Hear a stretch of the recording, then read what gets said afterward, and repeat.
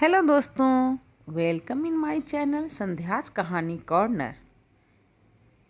पाटलिपुत्र नाम के एक नगर में शंखकर्ण नाम का एक ब्राह्मण रहता था। वह एक व्यापारी था और व्यापार से उसने बहुत सारा धन कमाया, किंतु न तो वह कभी पितरों का तर्पण किया और न ही देवताओं का पूजन ही। वह धनोपार्जन में तत्पर होकर सिर्फ राजाओं को ही भोज दिया करता था। एक समय की बात है, वह ब्राह्मण अपना बिजनेस के सिलसिले में कुछ लोगों के साथ यात्रा पर निकला।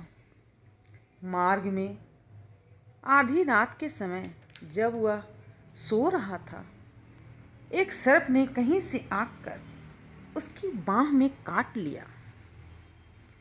उसके काटते ही ऐसी अवस्था हो गई कि मणि, मंत्र, औषधि आदि से भी उसके शरीर की रक्षा न हो पाई और उसके कुछ ही क्षणों में उसके प्राण पखेरु उड़ गए। फिर बहुत समय के बाद वह प्रेत सर्प योनि में उत्पन्न हुआ। उसका ध्यान हमेशा धन की वासना में बंधा था। वह अपने पूर्व वृत्तांत को स्मरण करके सोचा, मैंने जो घर के बाहर करोड़ों की संख्या में अपना धन गाड़ रखा है, उससे इन पुत्रों को वंचित करके स्वयं ही उनकी रक्षा करूंगा। और वह सर्प उस धन की रक्षा करने लगा, उसकी निगरानी करने लगा। एक दिन सांप की दशा से पीड़ित होकर उस पिता ने स्वप्न में अपने चारों पुत्रों के समक्ष आकर अपना मनोभाव बताया और तब उसके पुत्रों ने उठकर सवेरे बड़े विस्मय से एक दूसरे से स्वप्न की बातें कहीं और उन लोगों ने विचार किया कि कुछ दिनों के बाद चला जाए और जहाँ पर पिताजी ने धन गाड़ा है उसे निकाल लिया जाए। उनमें से मंझला पुत्र कुदाल हाथ में लिए घर से निकला और जहाँ उसके पिता सर्प योनि धारण करके रहते थे उस स्थान पर गया। यद्यपि कि उसे धन के स्थान का ठीक ठीक पता नहीं था, तो भी उसने उन चिन्हों से उसका ठीक निश्चय कर लिया और लोभ बुद्धि से वहां पहुंचकर बांबी को खोदना प्रारंभ किया। अभी उसने बांबी को खोदना चालू ही किया था कि तभी उस बांबी से एक बड़ा ही भयानक सांप प्रकट हुआ और उस लड़के को देखकर बोला, ओ मूढ़, तू कौन है? किस लिए यहाँ आया है? क्यों इस बिल को खोद रहा है? किसने तुझे यहाँ भेजा है? ये सारी बातें मेरे सामने बता, वरना मैं तुझे जीवित न छोड़ूंगा। सांप की यह आवाज़ सुनकर उसका पुत्र डर गया और अपने आप को संभाल कर बोला, पिताजी, मैं आपका पुत्र हूँ। मेरा नाम शिव है। मैं रात्रि में देखे हुए स्वप्न से विस्मित होकर यहाँ का धन लेने के कौतूहल से आया हूँ। मुझे स्वप्न में दिखाई पड़ा कि आपके द्वारा अर्जित की गई संपत्ति और धन यहीं पर रखा हुआ है, इसीलिए मैं इसे निकाल कर ले जाने आया हूँ ताकि हम अपने जीवन को सही से चला सकें। पुत्र की यह वाणी सुनकर सांप हंसता हुआ उच्च स्वर से इस प्रकार स्पष्ट वचन बोला,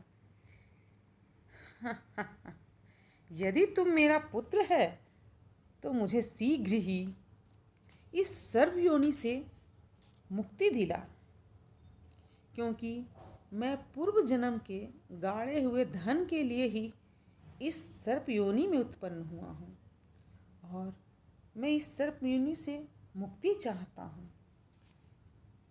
यह सुनकर पुत्र बोला, पिताजी, आपकी मुक्ति कैसी होगी?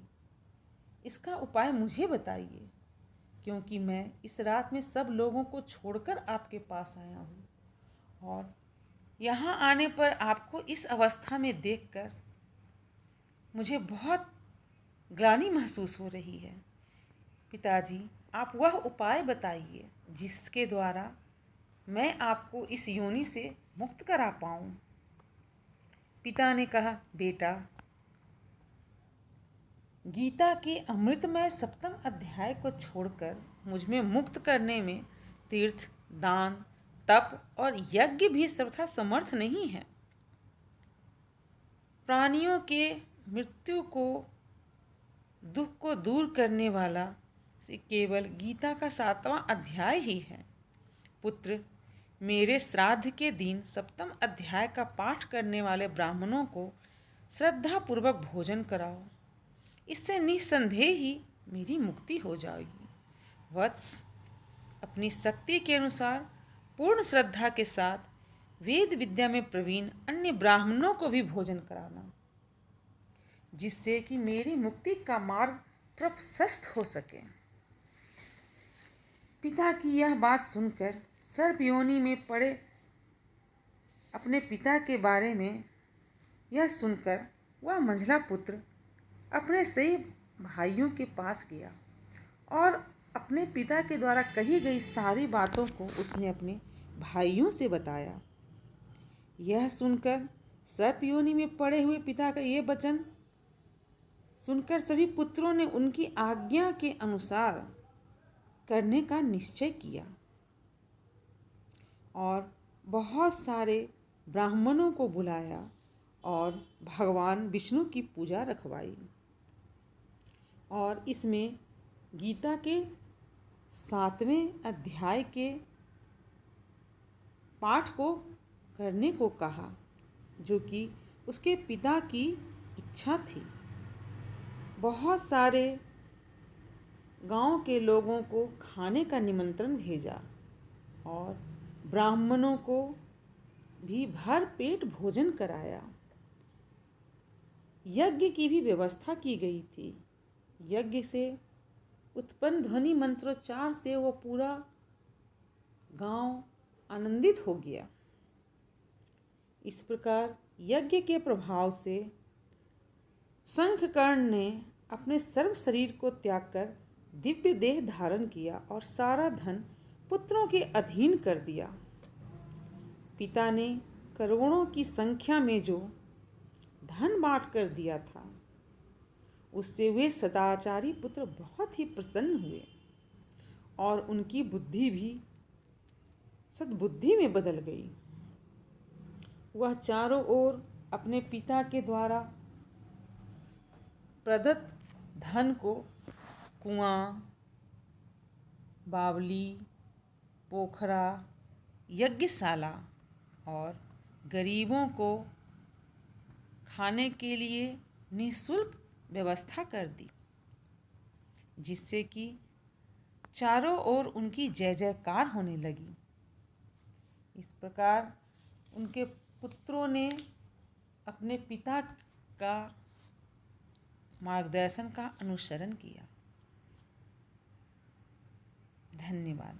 अगर आपको ये मेरी कहानी अच्छी लगी हो तो कृपया मेरे चैनल को लाइक, शेयर और सब्सक्राइब करें।